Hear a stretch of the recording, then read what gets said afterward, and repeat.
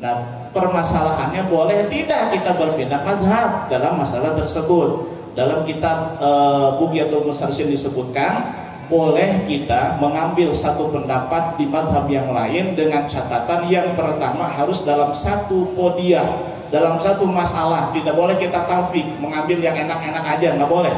Ya kalau maunya sepaket. Ya, di dalam masalah waktu penyembelihan, di dalam kriteria hewan kurbannya pun, di dalam kriteria cara menyembelihnya, di dalam masalah ketika dijual uangnya dikemanakan, sepaket. Nggak boleh kita ngambil, saya pengen ngambil mazhab Abu Hanifah, boleh menjual kulit kurban tapi uangnya buat panitia, nggak boleh. Ya, karena itu tidak ada yang mengatakan seperti itu. Ada hadis, man wajada sa'atan wa lam yudhi fala yaqrabanna musallana. Siapa yang punya kemampuan dan dia tidak berkorban, maka janganlah mendekati tempat musola, tempat sholat kita. Hadis ini dipahami oleh mazhab Imam Syafi'i adalah sunnah muakkad. Itu pun adalah bagi mereka yang mampu. Jadi kalau hari saja boleh saja. Jadi hukumnya tidak sunnah muakkad lagi. Jadi boleh saja. Jadi kalau apapun bentuknya diniatkan dulu. Makanya lebih baik begini, kepada seluruh rekan-rekan yang jadi panitia dan kurban, niatkan lebih awal, itu namanya majmu', niatkan lebih awal, baru nanti khos, niatkan lebih khusus. Jadi itu yang lebih afdal. Terima kasih. 4 narasumber sudah selesai memaparkan pembahasan pada kurban season pertama ini. Masih ada satu lagi nih, Bapak Haji Yusuf dari DMI ditelepon dari istrinya, udah berangkat dari tadi nih setengah jam yang lalu. Takutnya lupa karena beliau nggak bawa HP nih, nggak bawa HP. Ya, dan ditanyakan sudah berangkat dari setengah jam yang lalu. Takut salah kesasar tempatnya. Ya, tapi karena nggak bawa HP jadi susah untuk komunikasi. Maka dari itu gimana nih dari peserta, apa dari narasumber, apa kita langsung tanya jawab? Karena beliau ditunggu tidak, ini nanti zakatnya setelah tanya jawab masalah kurban dulu. Kalau saya usulkan, rasanya sudah cukup dari yang tadi. Tapi kalau kita itu Ustaz usul, beliau mungkin odol atau beliau lupa. Jangan-jangan dia mampir ke istri yang kedua. Itu yang kita baru satu Pak Haji. Kita harus tutup aja ya. Jangan sudah mudah-mudahan terjadi. Sudah cukup rasanya dari awal. Ibu-ibu pada senang semua itu, senyum semua, sayang aja tutupin masker. Ya itu aja Pak. Ya baik, terima kasih. Kita udah panjang lebar, kita telah sama-sama dengarkan paparan dari beliau para narasumber. Tentunya dari para peserta yang hadir pada kesempatan pagi hari ini masih ada yang kurang puas. Saya masih belum ada rasa panasnya nih kayaknya nih saat ini. Ya maka dari itu peserta jamaah silahkan membuat pertanyaan dan akan ditunjukkan kepada narasumber siapa. Monggo dimulai dari bapaknya, monggo. Saya kasih kesempatan satu dulu. Silakan Pak RW, monggo. Punten ini Pak. Jadi nanti begini, ada pertanyaan dulu pada individu, ada pertanyaan kepada paralel. Iya. Pak RW ya gitu ya Pak RW. Iya. Supaya nanti bisa mendengar semua apa yang diungkapkan.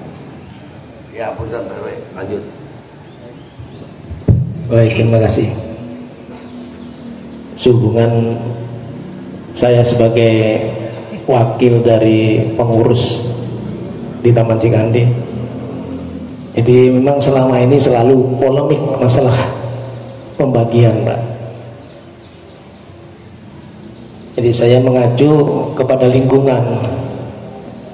Jadi ada yang mengatakan pembagian ini dilarang atau tidak dibagikan kepada non muslim, tergantung dari kurbannya yang mana, yang wajib atau yang sunnah?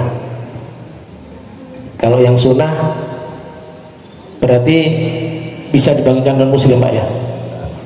Jadi saya bertanya kepada Bapak Ustadz Jubaidi, kebetulan Majelis Ulama Indonesia di Ahmad Yati yang berhubungan dengan kepemerintahan, karena saya paling tidak jalurnya ke sana Pak.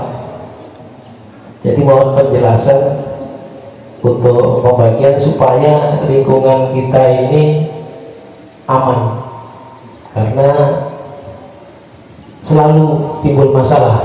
Kasihan pengurus yang ada di lapangan ini selalu berpolemik bila mana daging kurban ini dibagikan kepada non muslim, syaratnya seperti apa dan boleh tidaknya seperti apa, hukumnya bagaimana. Itu saja Pak Kiai Jubaidi, mohon pencerahannya supaya rekan-rekan pengurus kami yang ada di lapangan melangkahnya tidak setengah-setengah. Demikian. Terima kasih. Terima kasih. Pertanyaan pertama Bapak Sugeng yang ditujukan kepada narasumber Bapak Haji Jubaidi. Monggo Pak Haji. Assalamualaikum warahmatullahi wabarakatuh. Bapak Sugeng yang saya muliakan, hadirin sekalian yang saya hormati, menyikapi pertanyaan dari Bapak Sugeng ini ya, menurut saya pribadi sebaiknya kita bagikan kepada orang muslim saja. Sebab nanti kalau diberikan kepada non muslim nanti repot, sebab nanti kita akan pindah mazhab juga gitu kan. Nah ini kalau pindah mazhab ini sangat merepotkan. Kemudian tadi dibolehkan kepada kafir zimmi. Nah kemudian kriterianya sudah jelas, apakah kafir di kita itu zimmi atau bukan. Nah ya, bisa kata Haji Saiful ya, kafir di kita itu adalah kafir arti. Ya terkadang di daerah-daerah tertentu di Indonesia itu non muslimnya malah galak gitu kan. Di Riau, kemudian di Poso, di Ambon dan sebagainya.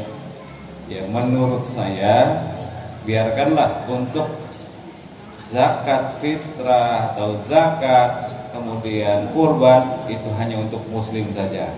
Kalau mau ngasih non muslim kasih kue nggak apa-apa ya kan, jangan dari itulah kalau bisa. Saya kira itu saja barangkali pendapat saya. Sekian, assalamualaikum warahmatullahi wabarakatuh. Waalaikumsalam warahmatullahi wabarakatuh. Baik, kami berikan silakan Bu. Belakang dulu nih yang sudah sebutkan nama dan sampaikan akan tanya kepada narasumber siapa. Assalamualaikum warahmatullahi wabarakatuh. Saya Ibu Sultan dari RT 02 ingin mengajukan pertanyaan kepada Bapak Ustadz Haji Rafli. Pertanyaan pertama, contoh satu kasus ya Ustadz, misalnya misalnya saya punya uang tapi sudah diniatkan atau dialokasikan untuk suatu keperluan gitu, tapi waktunya pas bertepatan dengan Idul Kurban, kita itu megang uang itu jatuhnya kita harus mengeluarkan atau enggak gitu. Itu yang kedua, untuk kurban sama akikah itu yang kalau posisinya Idul Kurban itu yang diutamakan apa? Akikah atau kurban? Karena posisinya kalau di sini ada istilahnya ada kambing akikah atas nama siapa? Padahal posisinya itu waktunya ketika Idul Kurban. Sekian, assalamualaikum warahmatullahi wabarakatuh. Waalaikumsalam warahmatullahi wabarakatuh. Monggo Pak Haji.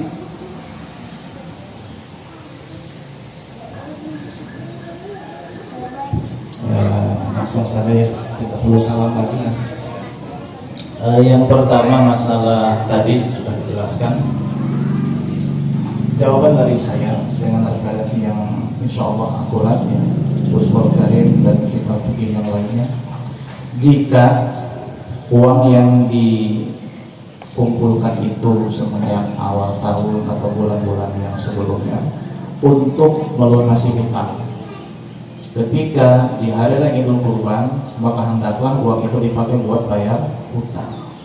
Yang kedua, jika uang yang dikumpulkan itu adalah untuk kebutuhan yang tidak bisa ditunda, seperti buat renovasi dapur yang udah bocor, buat biaya anak sekolah karena mau lulus, maka itu yang diutamakan. Karena sunnahnya berkurban itu bagi muslim yang merdeka atau hamba sahaya muba'an, yang setengah tubuhnya merdeka, setengahnya lagi masih hamba sahaya, pun ada di kita, dan yang mampu. Artinya mampu di sini bukan punya mobil, punya motor ya. Artinya untuk nafkah hari itu dan malam itu, malam Idul Adha dan hari Idul Adha, nafkahnya sudah tercukupi, dan orang yang wajib dia nafkah itu sudah tercukupi, ada kelebihan. Nah itu baru disunahkan melakukan kurban. Nah sedangkan dia itu punya uang pun untuk kebutuhan yang tidak bisa ditunda, maka lebih utama untuk kebutuhan dulu. Nah kemudian jika uang yang dikumpulkan itu biasanya buat beli motor, ya, buat beli motor atau buat beli sepeda listrik misalnya, karena ibu-ibu sekarang kan ibu zaman now ya, males pada jalan, pengen naik motor sebagian. Nah seandainya memang untuk beli kebutuhan yang sifatnya tidak primer tapi sekunder. Nah dilihat, jika dalam satu keluarga itu sudah ada yang berkurban, maka ibu tidak berkurban pun uang tersebut dipakai buat beli sepeda nggak apa-apa. Kenapa? Karena sudah tidak jadi sunnah ainiyah lagi, sebab sudah ada yang mewakilkan. Tapi kalau dalam satu keluarga tidak ada yang berkurban, maka ibu yang mampu uang tersebut gunakan untuk kurban dulu, beli sepedanya nanti saja. Nah kemudian masalah yang kedua, masalah kurban dulu atau akikah dulu ya, yang bertepatan pada hari raya Idul Kurban. Ya kalau uangnya ada sih ya dua-duanya, ya kurban ya akikah. Nah seandainya uangnya pas-pasan 3 juta, apakah saya kurban dulu atau akikah dulu? Kita kembali kepada dasar hukum akikah. Akikah itu kan hukum dasarnya adalah sunnah bagi orang tua anak yang lahir sampai si anak ini balik. Nah kalau sudah balik, maka sunnah akikah itu kembali kepada pundak si anak tersebut. Jika ia berkenan maka dia berakikah, jika tidak berkenan maka tidak usah berakikah. Artinya sunnah yang tidak sampai muakkad. Nah bagaimana kalau saya kurban dulu? Kurban itu kan sunnah setiap setahun sekali, sedangkan akikah seumur hidup sekali. Kan bisa saja tahun sekarang ibu akikah dulu, tahun depan baru kurban. Maka hemat saya utamakan akikah dulu, karena di hadis yang disebutkan di beberapa riwayat bahwa ibadah yang paling utama itu di hari raya kurban adalah menyembelih hewan kurban. Nah menyembelih di sini kata para ulama tidak dikhususkan kurban. Orang yang tidak mampu kurban pun tetap sunnah nyembelih. Dia punya ayam sembelih, tapi kalau istri jangan, ya disayang. Nah seperti itu. Jadi untuk sekedar melaksanakan kesunahan menyembelih ya akikah pun sudah cukup. Nah tapi ada satu pendapat unik ini.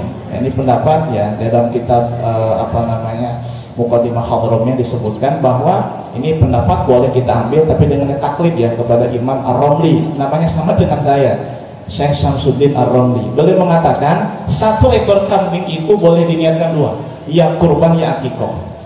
Nah jadi di sini kita ada keluasan ya, ada tausiah, ada keluasan ya, silahkan. Saya pengen akikah saja, nanti kurban tahun depan mangga. Saya pengen kurban akikah tahun depan mangga. Saya pengen dua-duanya, kambingnya 1, pelit amat.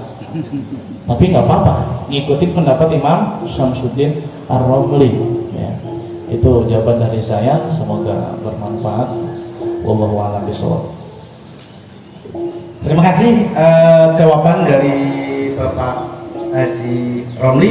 Mungkin masih ada lagi yang lain, namun sebelum kita kasih kesempatan kepada peserta, perlu kita ketahui bersama acara pada kesempatan ini diselenggarakan oleh pengurus Masjid At-Taqwa dan didukung oleh Fata Morgana News ya. Jadi silahkan nanti setelah ini kita lihat tayangan di 2-3 hari ke depan. Baik, silahkan. Ibu tadi mau nanya nih, Udah sama. Silakan Pak Agus, monggo. Atau yang mana dulu? Oh iya, monggo. Ya. Assalamualaikum warahmatullahi wabarakatuh. Alhamdulillah wa syukurillah wa ni'matillah la haula wa la quwwata. Singkat dan mewakili perbedaan yang banyak berkembang di sini, bisa juga suara saya atau bisa juga suara yang saya mewakili. Karena saya catat di sini, biarpun secara tidak tegas, tetapi ada perbedaan sedikit di antara para alim ulama yang lagi ngaji, dan mudah-mudahan ilmunya bermanfaat bagi kita. Al-Mukarramah Imam Syekh Salim Al-Abidin boleh mengatakan ayatul maut. Kita ayatul maut semoga bisa memberikan daging hewan korban kepada kafir zimmi. Yang dari saya kutip dari Al-Ustaz Zainul Abidin. Kepada akhirnya Ustaz Haji Romli bahwa menurut Imam Tirmidzi adalah sunnah muakkad, dan satu korban itu bisa untuk sendiri, tapi jadi fardu kifayah untuk satu rumah, dan korban bisa memberikan kepada fakir miskin, kerabat. Yang pertanyaan di sini, kerabat itu kalau kebetulan tetangga kita non muslim, tetapi beliau adalah rumahnya sebelah kita, apakah beliau termasuk kerabat atau tidak? Karena hukum korban menurut beberapa hadis itu ketika kita menyembelih itu jadinya daging itu jadinya sedekah. Satu itu. Kepada al-Habib al-Kiram Kiai Haji Ustaz Ahmad Zubaidi, zakat hukumnya beliau tadi membacakan surat A'udzubillahi minasyaitonir rajim, Bismillahirrahmanirrahim, inna a'tainakal kautsar fasholli li rabbika wanhar inna syani'aka huwal abtar. Apakah hukum ketika sudah turun ayat di dalam Al-Quran itu menjadinya apakah hukum wajib atau sunnah? Karena berdasarkan fasholli li rabbika wanhar, sebab apakah kategori itu seluruh mazhab Ahlus Sunnah wal Jamaah, Imam mazhab Abu Hanifah, Imam Hambali, Imam Maliki, Imam Syafi'i, itu dikategorikan sunnah muakkad, atau ada yang imam mengatakan wajib. Jadi itu, dan satu hal lagi dari tadi 4 narasumber, sunnah muakkad dan kemampuan, kategori tingkat kemampuannya sejauh apa gitu. Apakah hukumnya sama dengan zakat sampai nisab, atau sama seperti yang saya baca bahwa tingkat kemampuan adalah ketika di hari H kesediaan makan yang tersedia di rumah dan punya uang untuk korban, bagi dia itu adalah menurut mazhab Syafi'i atau yang lain sunnah, dan menurut mazhab Imam Abu Hanifah adalah wajib kurban bagi orang yang mampu, dan kategori mampunya di rumah ada uang melebihi daripada 3 hari persediaan makan. Dan dari guru kita memang tadi mutlak surat Al-Mumtahanah dipakai bahwa haram hukumnya bagi memberikan daging muslim ke daging korban kepada non muslim. Yang pertanyaan ini adalah kan sedekah, apakah sedekah tidak boleh diberikan kepada non muslim, atau memang ada satu kesatuan antara korban dan daging? Itu aja. Kalau pertanyaan agak kritis, mohon maaf. Wassalamualaikum warahmatullahi wabarakatuh. Baik, terima kasih. Ini pertanyaan ini ditujukan oleh ketiga-tiga dari narasumber yang ada. Jadi kita mulai dari Pak Haji Zainal. Monggo Pak Haji dari jawaban yang pertanyaan awal. Silakan Pak Haji. Karena tiga-tiganya tadi saya lihat disebutin, atau Pak Haji Romli dulu. Jadi pertanyaan yang ditujukan oleh Pak Haji Zainal tadi. Kafir Zimi kalau nggak salah tadi ya.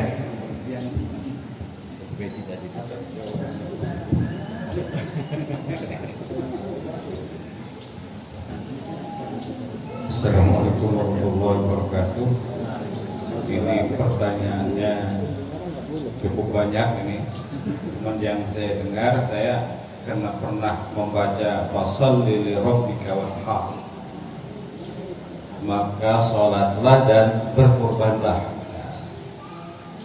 Kata-kata sholli memang itu adalah amr, kemudian wanhar juga amr. Amr itu memang ada yang lil wujub, ada juga lin nafi. Tetapi kalau menurut mazhab Imam Syafi'i tadi dijelaskan dalam sebuah hadis, jadi kata wanhar itu tidak menunjukkan kepada wajib, karena di dalam hadis dijelaskan, aku perintahkan berkurban dan kurban itu adalah sunnah.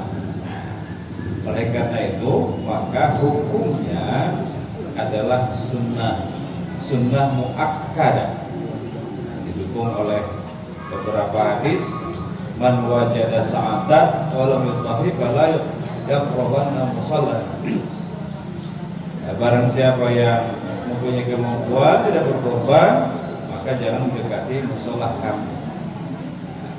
Sehingga dipahami oleh mazhab Imam Syafi'i bahwa sunnahnya adalah sunnah muakkadah. Kemudian masalah sodakoh, ada sodakoh biasa, kemudian ada sodakoh kurban. Kalau mau kita mengasih daging kurban kepada non muslim, ini adalah yang sudah milik kita, yang sudah sodakohkan. Misalkan kita punya daging nih, punya daging 1 kilo dari yang yang berkorban, kan punya kita tuh, udah milik kita.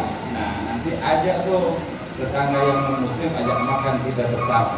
Berarti sudah bukan dari si korban, tapi punya kita. Itu adalah barangkali caranya mensiasati bagaimana caranya supaya tidak terkena, ya tidak boleh, barangkali itu saja.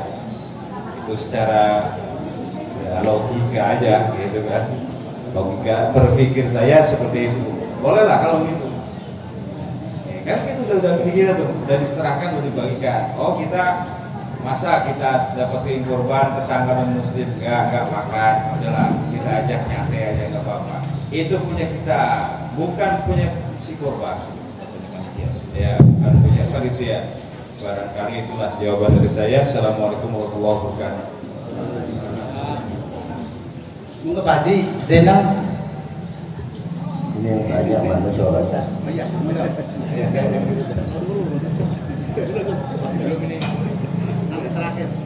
Baik ya, menanggapi pertanyaan Syekh Hafid Al-Hafid, namanya Hafid dan Al-Hafid, Masya Allah. Di sini saya menyimpulkan ada 3 pertanyaan. Pertama, kerabat ya. Tadi kan saya jelaskan bahwa kerabat pun boleh menerima daging hewan kurban, ya, baik itu yang wajib atau yang sunnah. Kalau yang wajib kan nggak boleh pribadi si kurban itu. Nah, catatan para penerima kurban itu, tadi saya tidak membacakan teksnya, di sini ada teksnya. Wa yushtaratu fihim di sini kembali kepada al-aghniya dan fuqara, orang kaya dan orang fakir. Yang menerima kurban itu adalah an yakunu muslimina, harus beragama Islam.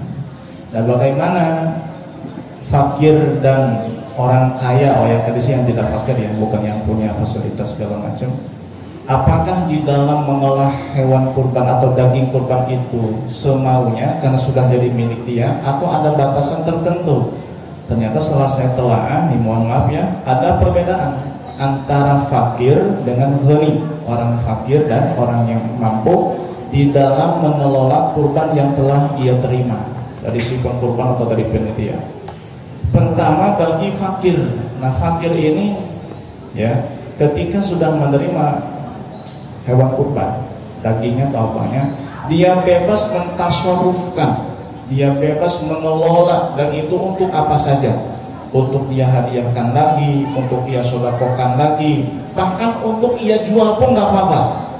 Nah, ini bedanya kalau fakir. Tapi di dalam masalah menjualnya pun saya baca dalam kitab Pustok, ini kitab fikih yang sangat lengkap sekali, khusus masalah ubudiyah.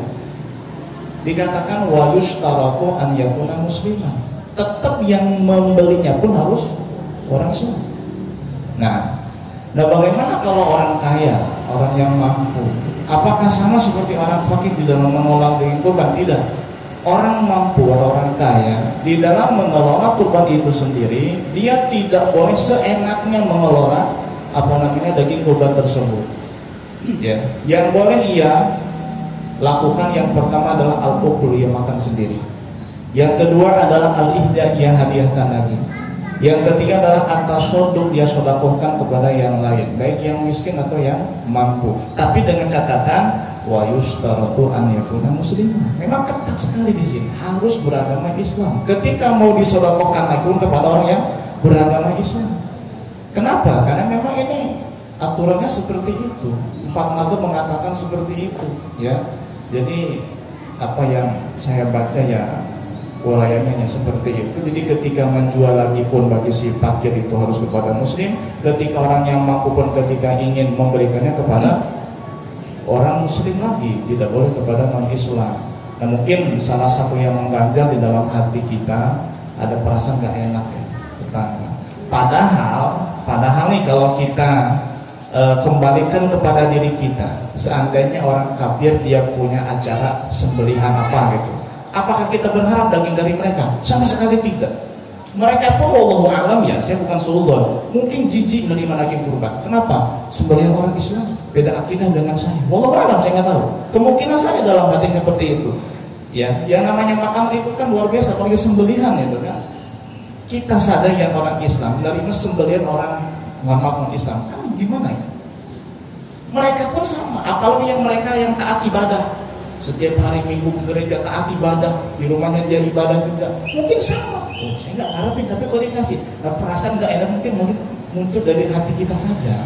Nah, kembali kepada yang dikatakan oleh kiai kita, nggak boleh kasih kue atau apalah, atau pengen dibelikan ya panitia urunan beli daging di pasar kasih kalau gitu. Nah, ya siasati aja, yang penting jangan dari hewan kurban. Yang keempat, mampu. Kriteria mampu itu yang seperti tadi dikatakan ya, man malaka zaidan, orang yang memiliki kelebihan harta ya fi yaumi idil adha walailati, pada hari dan malam idul adha ya. Kelebihan arti di sini maksudnya dari kebutuhan pokok orang yang ia nafkahi dan dia sendiri. Nah, kelebihan itu jika ada maka ya disunahkan melakukan kurban. Yang kelima saya menambahkan saja tadi ya, memang fasol li rabbika wanhar itu memang sirrnya amr, dan ada kaidah mengatakan idza qudlikal amru surifa ila wujub. Amr itu perintah kalau ada secara mutlak maka dimaknai perintah itu adalah wajib. Malam yadullad dalilu ada khilafi, selagi tidak ada dalil yang mengarahkan hukum perintah itu kemana. Ketika ada dalil yang lain yang mengarahkan ternyata perintah itu bukan wajib, maka dihukumi tidak wajib, tapi hukumnya adalah sunnah. Mana dalil yang menjelaskan bahwa itu perintah tidak wajib? Hadis yang tadi saya bacakan, umirtu bin nahri wa huwa sunnatun lakum wallahu a'lam bishawab. Baik, terima kasih. Ini berkenaan dengan ini tadi, mungkin supaya lebih jelas. Sebentar. Ya. Saya akan meneruskan apa yang saya sampaikan mengenai tadi nyate daging kurban. Itu adalah logika saya, tapi saya taslim. Udah ada keterangan orang fakir sekalipun ya kalau mau sedekahkan ya sebaiknya daging beli di pasar aja. Oke gitu. Baik, terima kasih sekali lagi. Sekarang dari penanya yang ada, mohon maaf Bapak Kiai narasumber, kan dari yang sampaikan tadi kan kita tetangga non dan kita makan daging. Dengan sosialnya, kondisi sosial itu menurut para narasumber bagaimana nih? Tadi yang mungkin disampaikan Pak Sugeng tadi seperti kayaknya, oh ini tetangga saya hanya satu nih di sini, saya makan daging, tetangga saya enggak. Dengan dilihat dari sosialnya itu bagaimana Pak Kiai? Mungkin bisa dijelasin ya. Yang bentuk syariah, kalau bentuk syariah itu tidak lagi kita mengatur pada sosial. Syariat ya syariah gitu. Kalau sosial ya sosial itu. Bentuknya lain. Hissi dan dengan syariat itu beda. Kalau hissi itu sifatnya perasaan, pada siapapun bantuan perasaan. Tetapi yang namanya bentuk syariat tidak ada, itu ada perasaan lagi. Gitu. Ya, punten ini mah. Lanjut. Ya, baik. Kayaknya masih ada yang saya lebih banyak bertanya, lebih banyak alasan. Silakan Pak Toto, siapa yang ditunjuk berikutnya? Enggak, saya tambahin dulu. Sebelum kita melanjutkan, kita buka hati lebar-lebar, kita siap menerima syariat Allah Subhanahu wa taala. Tidak usah lagi dibenturkan dengan perasaan enggak enak. Udah hilangin. Kita terima hukum Allah, tinggal kita mengaplikasikannya sebaik mungkin supaya tidak ada kerenggangan sosial.